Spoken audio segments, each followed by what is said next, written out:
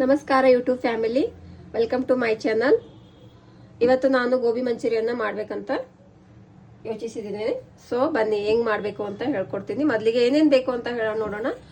ಒಂದು cauliflower, 2 spoon cornflour, 1 spoon ketchup, ಆಮೇಲೆ ಇದು ಸೋಯಾ ಸಾಸ್, ಈರುಳ್ಳಿ ಸೊಪ್ಪು, ಮೆಣಸಿನ್ಕಾಯಿ 2 ಮೆಣಸಿನ್ಕಾಯಿ, 4 ಬೆಳ್ಳುಳ್ಳಿ, ಆಮೇಲೆ ರುಚಿಗೆ ತಕ್ಕಷ್ಟು ಉಪ್ಪು. ಮೊದಲಿಗೆ ನೀರನ್ನು ತಗೊಳ್ಳೋಣ. ನೀರಲ್ಲಿ ಒಂಚೂರು ಉಪ್ಪು ಹಾಕಿ ಇದನ್ನು ವಾಶ್ ಮಾಡ್ಕೊಳ್ಳೋಣ. ಚೆನ್ನಾಗಿ ವಾಶ್ ಮಾಡಿಬಿಟ್ಟು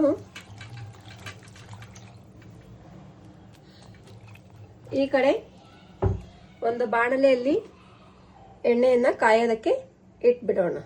ಅದು ಕಾಯೋಷ್ಟರಲ್ಲಿ ಇದನ್ನು ವಾಶ್ ಮಾಡ್ಕೊಳ್ಳೋಣ. ವಾಶ್ ಮಾಡಿ ಪ್ಲೇಟಲ್ಲಿ ತೆಗೆದುಬಿಟ್ಟು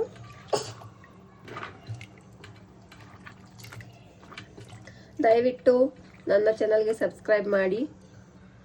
ನಾವು ಇನ್ನು ಮುಂದೆ ಒಳ್ಳೆಯ ವಿಡಿಯೋಗಳನ್ನು ತರೋದಕ್ಕೆ ನಮಗೆ ಮೋಟಿವೇಟ್ ಆಗುತ್ತೆ. ದಯವಿಟ್ಟು ಸಬ್ಸ್ಕ್ರೈಬ್, ಶೇರ್ ಆ್ಯಂಡ್ ಲೈಕ್. ಇವಾಗ ತೊಳೆದಿರೋದನ್ನು ಸೈಡಿಗೆ ಇಟ್ಬಿಟ್ಟು ಇದೇ ಪಾತ್ರೆಯಲ್ಲಿ ಇದೆಲ್ಲ ಹಾಕ್ಬಿಟ್ಟು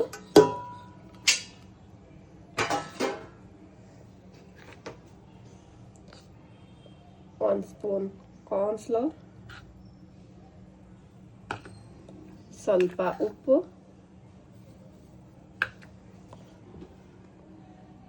ಸ್ವಲ್ಪ ಚೂರು ಖಾರ, ಸ್ವಲ್ಪ ಅರಿಶಿಣ ಕಲರ್ಗೆ ಹಾಕಿ ಮಿಕ್ಸ್ ಮಾಡಬೇಕು. ಸೊ ನಾವು ಈ ಥರ ಮಿಕ್ಸ್ ಮಾಡ್ತಾ ಇರಬೇಕಾದ್ರೇ ಗೊತ್ತಾಗುತ್ತೆ. ಸೊ ಇನ್ನು ಕಾರ್ನ್ಫ್ಲೇರ್ ಬೇಕಾದರೆ ಹಾಕ್ಕೊಳ್ಬೋದು. ಇದರಲ್ಲಿ ತೊಳೆದಿರುವಂಥ ನೀರು ಇರೋದ್ರಿಂದ ನಾವು ನೀರು ಹಾಕೋದು ಏನು ಬೇಕಾಗಿಲ್ಲ. ಸೊ ಇನ್ನು ಸ್ವಲ್ಪ ಕಾರ್ನ್ಫ್ಲೇರ್ ಬೇಕು ಅಂತ ನನಗೆ ಅನ್ನಿಸ್ತಾ ಇದೆ. ಸೊ ಅದಕ್ಕೆ ಇನ್ನು ಸ್ವಲ್ಪ ಹಾಕ್ತಾ ಇದ್ದೀನಿ. ನೋಡಿ, ಈ ಥರ ಏನಾದರೂ ಮಕ್ಕಳಿಗೆ ಮಾಡಿಕೊಟ್ರೆ ತುಂಬ ಇಷ್ಟ ಆಗುತ್ತೆ ಅವರಿಗೆ. ಹೊರಗಡೆ ತಿನ್ನೋದಕ್ಕಿಂತ ಮನೆಯಲ್ಲಿ ಮಾಡ್ಕೊಂಡು ತಿನ್ನೋದು ತುಂಬ ಒಳ್ಳೆಯದು. ಹೊರಗಡೆ ಯಾವ ರೀತಿ ಎಣ್ಣೆ ಬಳಸ್ತಾರೋ ಅದೆಲ್ಲ ಸರಿಯಾಗಿರೋದಿಲ್ಲ ಹೆಲ್ತಿಗೆ. ಸೊ ಮನೆಯಲ್ಲೇ ಹೈಜೀನ್ ಆಗಿ ಮಾಡ್ಕೋಬೋದು. ಸೊ ಇದಿಷ್ಟು ಹಾಕ್ಬಿಡ್ತೀನಿ. ನಾನು ಮೊದಲೇ ಹೇಳಿರುವ ಹಾಗೆ ದೊಡ್ಡದು 2 ಸ್ಪೂನನ್ನು ತಗೊಂಡಿದ್ದೆ.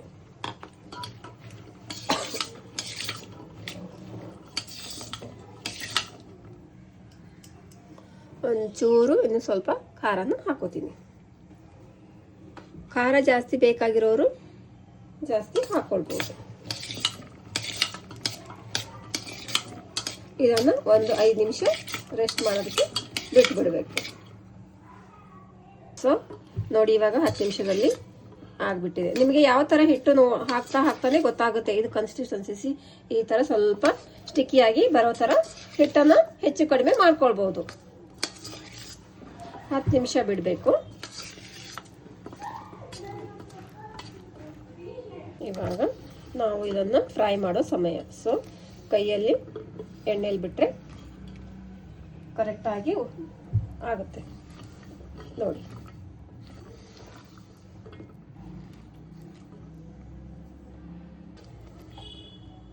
ಸೊ ಎಣ್ಣೆಯಲ್ಲಿ ಹಾಕಿ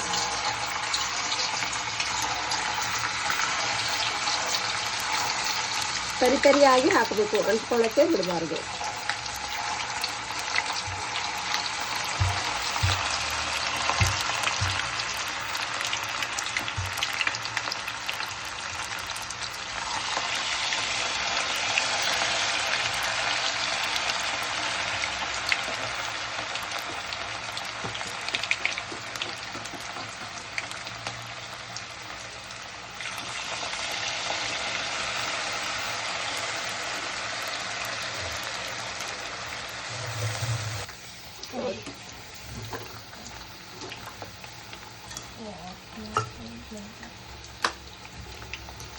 ಈ ಥರ ಫ್ರೈ ಮಾಡ್ಕೊಬೇಕು.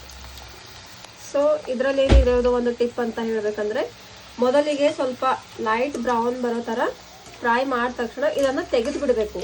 ಸೊ ಆರೋದಕ್ಕೆ ಒಂದು 5 ನಿಮಿಷ ಬಿಟ್ಟು ಬಿಡಬೇಕು.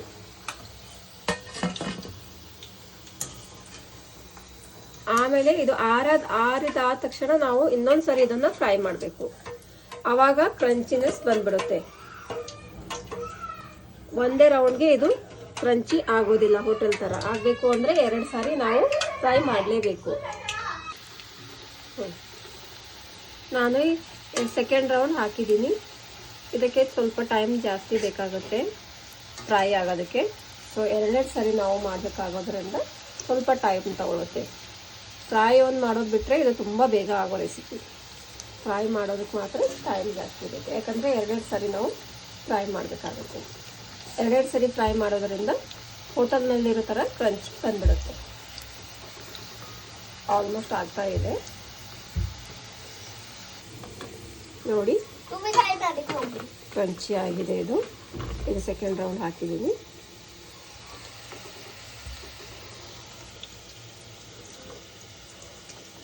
ನೋಡಿ,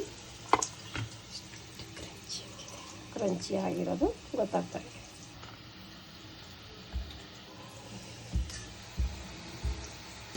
ನೋಡಿ, ಇದು ಕೂಡ ಫ್ರೈ ಆಗಿದೆ. ಫ್ರೈ ಆಗಿದೆ ಅಂತ ಹೆಂಗೆ ಗೊತ್ತಾಗೋದು ಅಂದರೆ, ಇದು ಜಿಗಿ ಎಲ್ಲ ಆಟೋಮೆಟಿಕ್ಕು ತಾನೇ ಬಿಟ್ಬಿಡುತ್ತೆ. ಸಪ್ರೇಟ್ ಆಗುತ್ತೆ. ಇದು ಒಂದಕ್ಕೊಂದು ಅಂಟ್ಕೊಂಡಿರೋದು ಸಪ್ರೇಟ್ ಆದ ತಕ್ಷಣ ಕ್ರಂಚಿ ಆಗಿದೆ, ಫ್ರೈ ಆಗಿದೆ ಅಂತ ನಾವು ತಿಳ್ಕೊಬೋದು.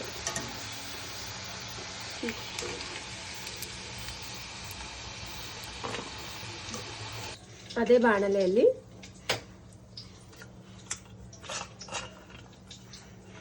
ಬೆಳ್ಳುಳ್ಳಿ, 2 ಮೆಣಸಿನ್ಕಾಯಿ, ಆಮೇಲೆ ಈರುಳ್ಳಿ ಸೊಪ್ಪನ್ನು ಹಾಕಬೇಕು.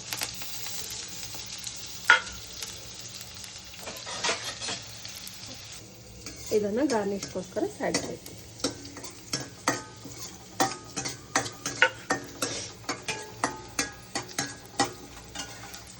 ಟೊಮ್ಯಾಟೊ ಕೆಚಪ್,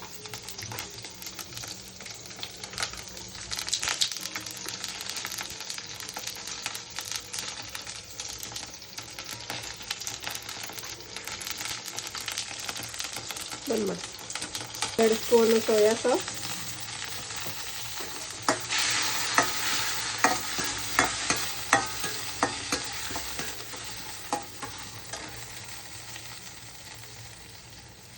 ಒಂದು ಸ್ಪೂನ್ ಕಾರ್ನ್ಫ್ಲೋರ್, ಸ್ವಲ್ಪ ನೀರು,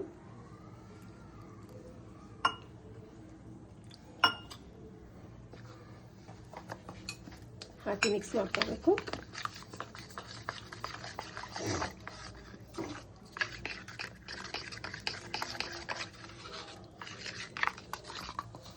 ಬಾಣಲೆಗೆ ಹಾಕಬೇಕು.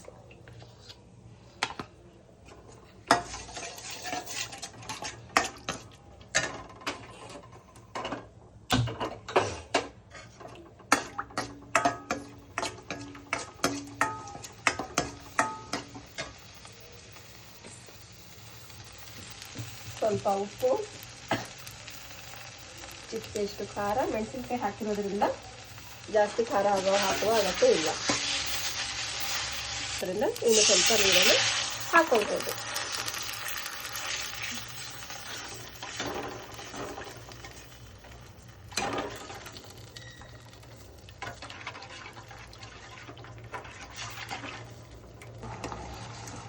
ಒಂದು 5 ನಿಮಿಷ ಬೇಯಿಸ್ಬಿಟ್ಟು ಇದು ಫ್ರೈ ಮಾಡಿರುವಂಥದ್ದು ಇದನ್ನು ಹಾಕಬೇಕು.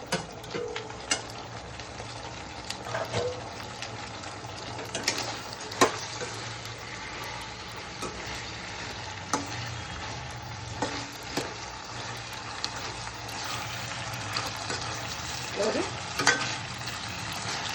ಸೋಯಾ ಸಾಸ್ ಹಾಕೋದ್ರಿಂದ ಕಲರ್ ಆಟೋಮೆಟಿಕ್ ಆಗಿ ಬಂದಿರುತ್ತೆ.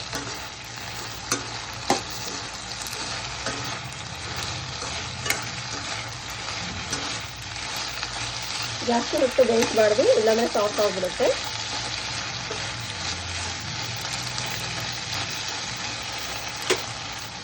ಇದ್ರ ಮೇಲೆ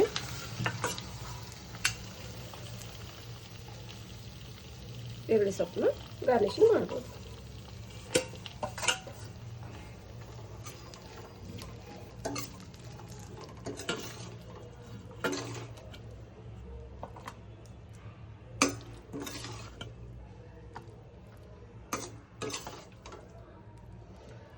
ರೆಡಿ ಟು ಈಟ್. ರುಚಿ ರುಚಿಯಾದಂಥ ಗೋಬಿ ಮಂಚೂರಿ ರೆಡಿ. ಸೊ ನನ್ನ ಚಾನಲ್ನ ಸಬ್ಸ್ಕ್ರೈಬ್ ಮಾಡಿ, ಲೈಕ್ ಮಾಡಿ, ಶೇರ್ ಮಾಡಿ ಮತ್ತು ಕಮೆಂಟ್ ಮಾಡಿ. Thank you.